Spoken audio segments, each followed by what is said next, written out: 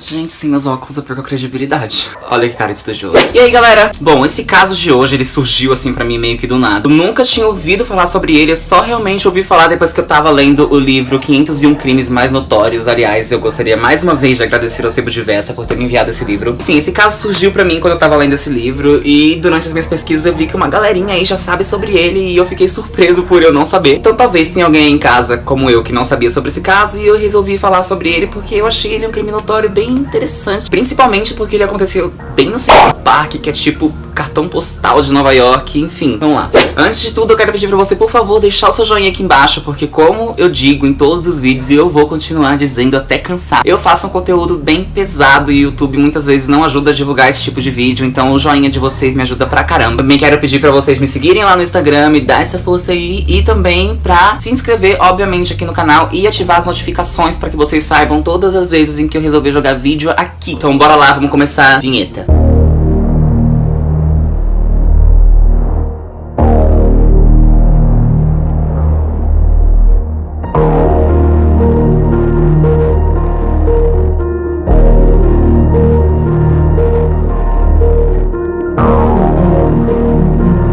Gente, tem um cachorro que eu não sei identificar de onde é que está latindo pra caramba, então infelizmente vocês vão ouvir aí o cachorro latindo durante o vídeo, porque eu não posso esperar a boa vontade dele de parar. Deixa ele latir. A Jennifer Levin era uma jovem de 18 anos que era descrita pelos amigos como uma jovem bem feliz, animada, de bem com a vida, sabia muito bem se divertir e ao mesmo tempo era uma jovem bastante estudiosa e focada e sabia muito bem o que queria. Ela foi morar com o pai, que era separado da mãe, num apartamento em Soho, que o sonho dela era fazer o ensino médio em Manhattan. E ela conseguiu, ela cursou o ensino médio dela em Manhattan, aliás, acho que ela tava cursando na época do crime, e ela se tornou uma das adolescentes mais populares daquele colégio, principalmente por causa do senso de humor dela, que sempre animava a galera e animava todo mundo que tava em volta dela. Um dos lugares que a Jennifer frequentava bastante, principalmente porque o dono do lugar era pai de uma amiga dela, era um bar chamado Dorian's, que ficava bem próximo ali do Central Park. E foi nesse bar que a Jennifer conheceu o Robert Chambers. O Robert Chambers era um jovem bastante atraente e que estava bastante acostumado a ter várias mulheres aos seus pés. Ele era atraente e ele sabia que ele era atraente e não tinha vergonha de usar a sua aparência como artifício várias e várias vezes. Enfim, ele era um ex-coroinha que ganhou uma bolsa de estudos para uma grande escola preparatória de Nova York. Só que ele se sentia meio deslocado nessa escola, principalmente porque a maioria dos jovens que frequentavam essa escola eram jovens ricos e de boas famílias. E o Robert, apesar de dizer para todo mundo que ele era rico e vinha de uma boa família e que tinha bastantes bens e dinheiro, ele era filho de uma imigrante e não tinha tanto dinheiro assim. Na verdade, ele não tinha quase nada, já que a mãe dele trabalhava como enfermeira para sustentar ele e todos os gastos estupidamente caros que ele gostava de ter, e isso fazia com que ele se sentisse deslocado daqueles outros jovens. Enfim, talvez isso tenha levado ele a consumir drogas e cometer vários crimes. Inclusive, ele estudou um semestre na Universidade de Boston, se eu não me engano. Porém, ele foi convidado a se retirar da universidade após descobrirem que ele roubou um cartão de crédito. Enfim, em julho de 86, o Robert e a Jennifer começaram uma coisa que muitas pessoas gostam de chamar de um amor de verão. E eles começaram esse relacionamento mesmo o Robert tendo uma namorada. Acontece que mais ou menos um mês depois deles se conhecerem, no dia 25 de agosto de 86, o Robert estava no Dorian's com a namorada dele e ela acabou brigando com ele e ela terminou com ele bem ali e foi embora. Nesse dia, a Jennifer tava lá e eles conversaram um pouco e acabou que o Robert deixou o bar acompanhado da Jennifer. Acontece que no dia seguinte, aproximadamente às 6 da manhã, um ciclista encontrou o corpo da Jennifer jogado no Central Park, com a blusa e o sutiã levantados à altura do pescoço e a saia levantada até a cintura. A calcinha dela foi encontrada aproximadamente a 46 metros do corpo e o corpo dela tava repleto de mordidas e arranhões. E como eu disse, o local em que o corpo dela foi encontrado, o Central Park, é obviamente o cartão postal de Nova York. Você provavelmente já ouviu falar no Central Park e, então, como esperado, já atraiu a mídia e virou um grande circo de repórteres e, enfim, tudo o que sempre acontece quando um crime notório acontece. Chegou-se à conclusão de que a Jennifer foi morta por estrangulamento e também chegou à conclusão de que ela não chegou a ser estuprada. Testemunhas disseram para a polícia que viram a Jennifer deixar o local com o Robert e, obviamente, ele foi chamado para depor. Imediatamente, a polícia já colocou ele em primeiro lugar na lista de suspeitos, primeiramente por ele ter saído com ela, e também por ele ter chegado pra depor com vários arranhões, tanto nos braços quanto na cara. A desculpa que ele usou pra aqueles arranhões foi de que ele tinha sido arranhado por um gato, mas obviamente aquilo não durou, e depois de várias vezes ele mudar o depoimento, ele acabou confessando pra polícia que matou a Jennifer meio que por um acidente. Ele, que era um homem bastante alto, disse que a Jennifer resolveu amarrar os pulsos dele com a própria calcinha e resolveu começar um sexo bastante violento, do qual ela apertou com força os testículos dele. E ele acabou empurrando ela, e segundo ele, com esse empurrão, ela caiu de mau jeito e quebrou o pescoço. Galera, vocês não têm noção do que a mídia transformou esse caso. Praticamente a mídia resolveu transformar a Jennifer numa vagabunda, safada, pilantra, nas palavras de muitas pessoas ali, e tentar culpar ela pela própria morte. Gente, o que eu vi de vídeos de mulheres que eram fãs desse cara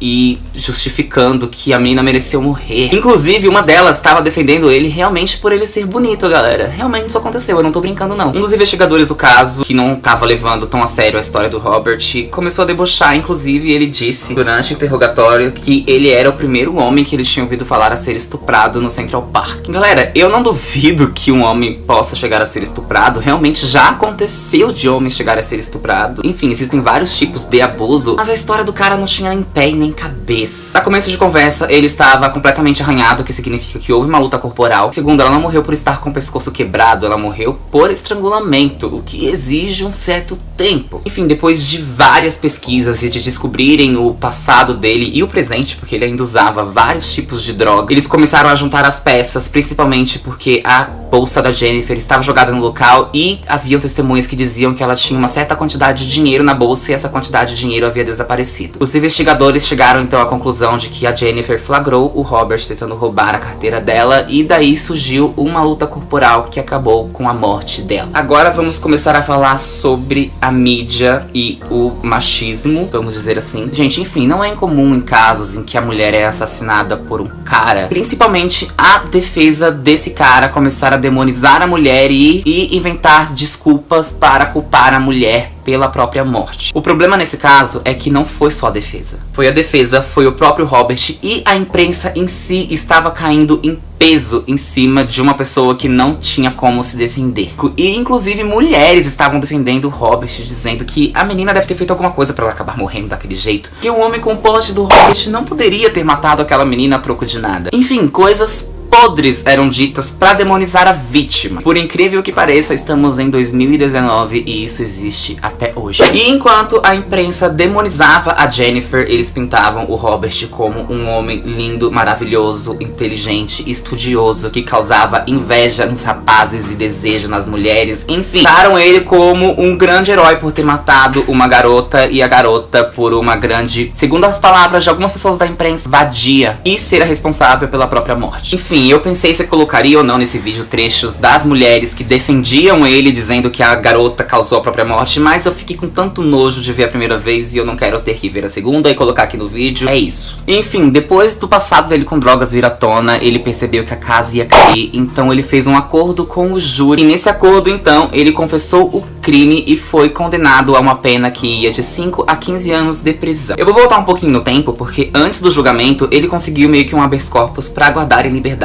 E durante esse tempo que ele ficou fora da cadeia, ele gravou um vídeo que alguns anos depois foi vazado. Nesse vídeo ele brincava com a Barbie e zombava completamente da Jennifer. Ele fez com a Barbie exatamente tudo o que ele fez com a Jennifer e ria acompanhado de várias garotas em uma espécie de festa do pijama, vamos chamar assim. Aconteceu que depois que esse vídeo vazou, finalmente o público resolveu ir contra o Robert Chambers e ver que ele não prestava. Mas já era tarde demais, porque ele já tinha feito o acordo e é isso. Enfim, ele foi liberado em 2003, só que alguns meses depois ele foi preso de novo por porte de drogas. Então ele foi sentenciado em agosto de 2005 a 90 dias de prisão, além de ser multado em $200. Porém, em 2007 ele foi preso de novo por tráfico junto com a namorada dele na época. E em 2019 houve o julgamento e ele foi condenado a 19 anos de prisão. Ele foi condenado a passar mais tempo na cadeia do que quando ele matou a Jennifer. E esse caso pra mim é claramente mais uma prova de como